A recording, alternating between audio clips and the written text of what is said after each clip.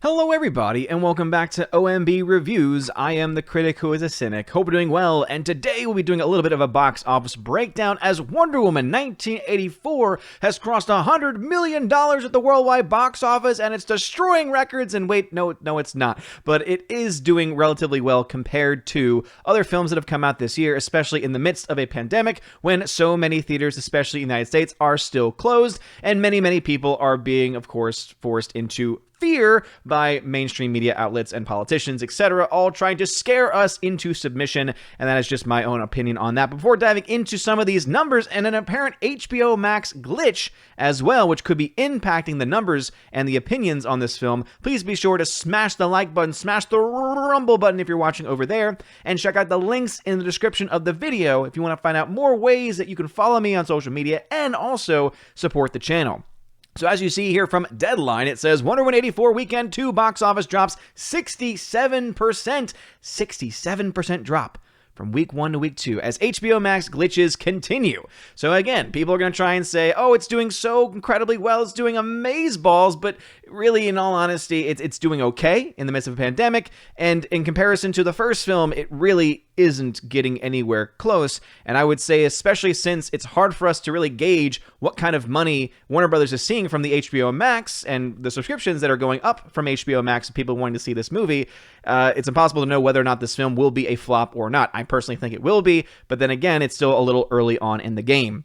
All right, let's go ahead and dive into the article. It says the first weekend of the year, which at its apex in 2016 grossed $219.5 million off the heat of Disney's Star Wars The Force Awakens, registered an estimated $13 million for the entire weekend. That's in a continued decimated exhibition marketplace that's praying to reopen in 2021. The problem is that the exhibition marketplace, meaning the movie theaters, cannot open until studios start to release their films. I don't understand how this is a complex process. You release your films, more people start to go, you get them back into the swing of things, you get them back into the routine of going to the theaters, and then over time, over the course of the year, those numbers will steadily increase. The longer that you wait to do that, the more people are going to be used to staying at home, watching things on HBO Max and Disney Plus or Netflix, or being willing to wait a few months before it eventually becomes available on those services for no extra charge whatsoever. I don't understand how they don't quite get this concept, because they keep on talking about, well, Tenet tried to go into theaters and Tenet didn't do that well. Yes, but Tenet also came out during the apex, really, of a lot of these shutdowns. Had that film actually come out around the time when New York and California started to, think about reopening their theaters and did for a little while, then maybe it could have done a little bit better. But the fact that that film made over $300 million worldwide is still something that I think needs to be addressed, because guess what? It's going to be able to make some of its money back if I'm guessing it does well on Blu-ray and 4K sales, as I think that it will. Anyway, let's continue. Warner Brothers' theatrical release of Wonder Woman 84, which is also available on HBO Max for the next 21 days, grossed $5.5 million, which is a 67% drop from a running domestic box office total of $28.5 million. What that means is that the film is not making any money here. All the money that's making is overseas, but when you look at the individual countries overseas, it is not making a whole lot. China was the place where, of course, Hollywood has been for a long time trying to push their films, trying to get massive amounts of money, even though they get barely anything back, because the Chinese communists have to keep on for most and hold on to most of the revenue made from the movies. And also, I don't buy the numbers from China either, because it's communist numbers. Why should we believe it? But anyway, the fact that about 80 million plus of the amount of money that Wonder Woman 84 has made so far has come from foreign nations, of which studios get typically less revenue than compared to what they get from American movie theaters, goes to show you that the film, it's crossed $100 million, yes, but where did that money come from? See, typically, for a big budget movie, you have the film making crap tons of money in the United States and even more money overseas. In this case, it's not making any money here in the United States, and it's making just a little bit more overseas. So hopefully you can see how there is a difference between what normally happens and what's going on now. And yes, $100 million during a pandemic is great, but when you compare that to the numbers of just a film in Japan, which just, again, talking about Demon Slayer here, which broke Japan's own record, making, I think, north of $300 million when you adjust it for, adjust the currencies and inflation and everything. Like, the fact that it's made that much money in that one country alone and not even counting other countries goes to show you that this really, in comparison, is not that impressive. But anyway, let's go on here. From that kind of a drop, it sounds like whatever movie-going public exists out there finally got the message that they can see the movie at a cheaper price for the family at home on HBO Max. Warner has yet to provide hard numerical details on the spike in its subscriber or viewership of Wonder Woman 84, this opposed to other picks respecting a theatrical window. Yes, so here's the other thing that goes on with this. They don't have to release those numbers, and if they do, they can easily spin it. They can turn it into a percentage. They can turn it into just raw numbers of here's how many people watched it. We're not actually talking about how many of them were already subscribers, how many of them have free trials, how many of them are this or that category. And all they'll have to do is just put the numbers out there, and it'll make it sound really impressive, and people will try and put all that stuff out there, right? That is basically the name of the game in that instance. Oh man, I'm so sorry about that. This probably looks terrible for everybody. This is insane. Ooh, it's the infinite window. Anyway, so there we go. It's insane, though, that they're going to try, and obviously they're already doing it. They're going to try and spin this as it is an amazing film, and it's making so much money, when in reality, it's not a good film. And now that the film has been out for a little bit longer, now the critics and audience's scores, if you actually look at the actual reviews themselves, and you look to the real audience score on Rotten Tomatoes, which is a complete sham of a website, you understand that this film is not being well received by most people. There are some people that are enjoying it, but if you actually break it down as a film, it is not a well-made movie. All right, goes on here. Despite the awful New Year's weekend, some picks saw weekend-to-weekend gains in their grosses from the previous Christmas 3-day, i.e. Monster Hunter, Fatale, Croods 2, Pinocchio, War with Grandpa, Come Play, or Decent Holds, i.e. Promising Young Woman, and News of the World. Also showing that some movie-going habits haven't changed even with fewer people going. Saturday's daily box office business for most of the top 10 films was on average plus 11% over Friday, which just means that the standard increase that you normally see from a Friday to a Saturday, since everyone's off for the weekend and therefore more people can actually go to the theater. You also have more show times because you can have it start earlier in the day, explains as to why there's that type of increase. And so it seems like the movie going trends are still actually pretty active. Even though there's less people going, more people are still going on Saturday in comparison to Friday, and then typically you see less on Sunday since most people are going to mass or to church or spending time with family. It goes on here to say, while Warner is banging the drum on the global cum, now at 118.5 million, which, let's face it, would be significantly higher had the studio waited this tentpole out to a healthier time in the marketplace, box office analysts believe that Patty Jenkins' movie will fizzle at around 40 million in the domestic marketplace, where 60% of all 5.5 thousand theaters are closed. Warner's Tenet, with the number 2 chain Regal open during the majority of that picture run, halted at $57.9 million. A reminder that with fewer box office DMAs open, the majors are also holding on their usual tentpole marketing spend. So, what that means is that they are not spending as much on marketing, but they're still spending a fair amount. And especially when you talk about a film like Wonder Woman, which was supposed to have come out months ago, and they had to push it back, they've already spent so much money on that marketing campaign. And so it's really hard to say whether or not any of the studios really saved any money on marketing when they already spent so much money before the pandemic and before a lot of things shut down from the pandemic. And in the process have now since had to spend more money because they've extended it out, meaning you have to have more campaigns, and then you have to change the posters, and you have to change the release date and everything like that. All that stuff adds up over time. But it's an interesting point to say that if they believe that this movie is going to fizzle out at $40 million domestically, while Tenet made 57.9, there's a good chance that this film is going to struggle tremendously to reach the 300 plus million that was made by Tenet. And if that happens, that means that this film will be a flop. Now, some are going to argue that, well, there's more theaters open abroad, there's more films open overseas, it's making more money in certain countries, it's breaking some records actually in certain countries if you look at them. But at the end of the day, I don't know if it's going to be enough, because if you're not making money here, which is where you get the vast majority of your cut, because you have a much better ratio as far as how much you get as a studio versus what the theaters get versus what happens overseas where you get much less revenue, then I think that it's going to end up leading to massive losses for Warner Brothers.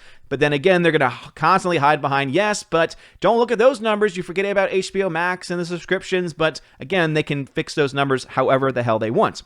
And here's another interesting point here. It says, meanwhile, read the HBO Max help Twitter feed, and you'll see that the streaming glitches continue for the DC sequel, specifically the Roku device. Here's but one example from the weekend. Hey, HBO Max help, what's going on with Wonder Woman 84? All your other content looks great. I try to watch this film, and it's stuttering all over the place. Totally unwatchable. Now, some would say that's a good thing. It means a lot of people are trying to watch it. However, if a lot of people are trying to watch it and this stuff happens, that's the kind of stuff that can lead to people canceling their subscriptions, can lead to complaints and them having to give out some type of, maybe a credit to their account or something. That's the kind of stuff that can normally happen from this if people go up the chain enough. And so, again, how much will that cost Warner Brothers because of these glitches?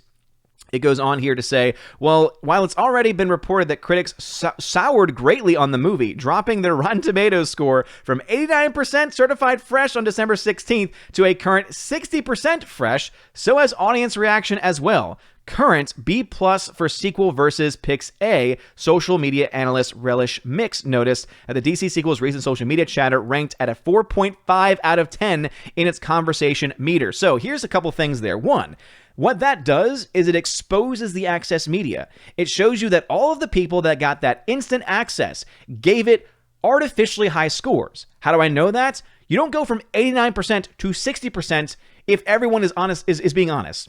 At the end of the day, that's what it comes down to. If they were being honest, the score would be roughly around the same, right? You might have a fluctuation of maybe 5 or 10 points max if people are being honest. But when you have shills who are being given instant access to movies, and most of them want to continue to have that access and want to get the interviews and all that kind of stuff, they're going to give it a positive review. Even the critical reviews still gave it a fresh rating because they want to be able to protect their access and still try and say, well, look, I was critical in my review, even though you give it a sour review and then you give it a fresh rating. Again, Rotten Tomatoes is a completely broken system, and it has been broken for a very long time. They used to have it where the audience score could at the very least be trusted, and then all of a sudden they started to delete audience scores, and they started to then have you have to verify that you exist and that you actually saw the movie, and now even that score cannot be fully trusted. I also find it interesting that the score, the so-called score of the film, is a B+, when if you actually look to what people are saying about the film, it's easily in the C category. I would say at the best case scenario, this is getting an average C rating from most people that are watching this movie. The fact that people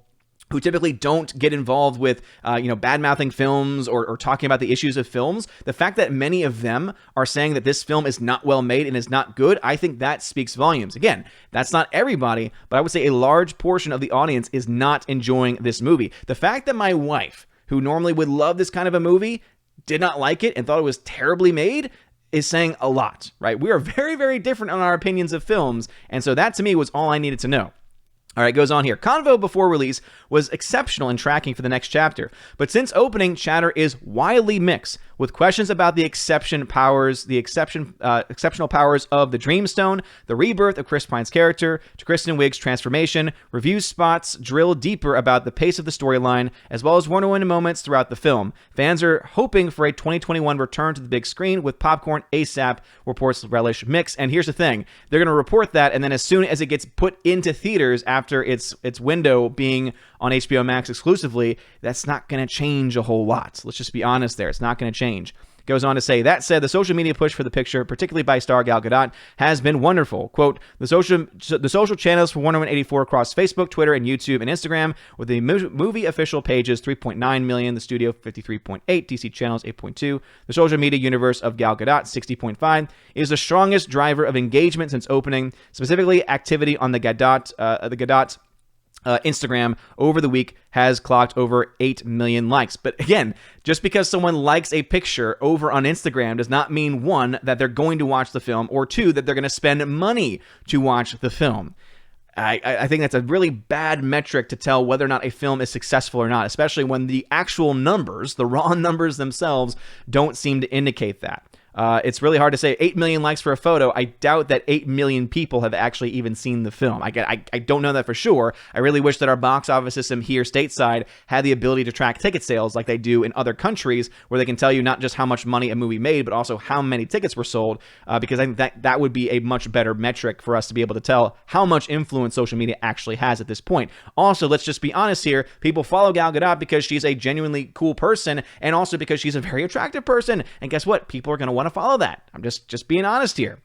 And then it goes on talking about social media, which honestly I don't care all that much about. But the point is this.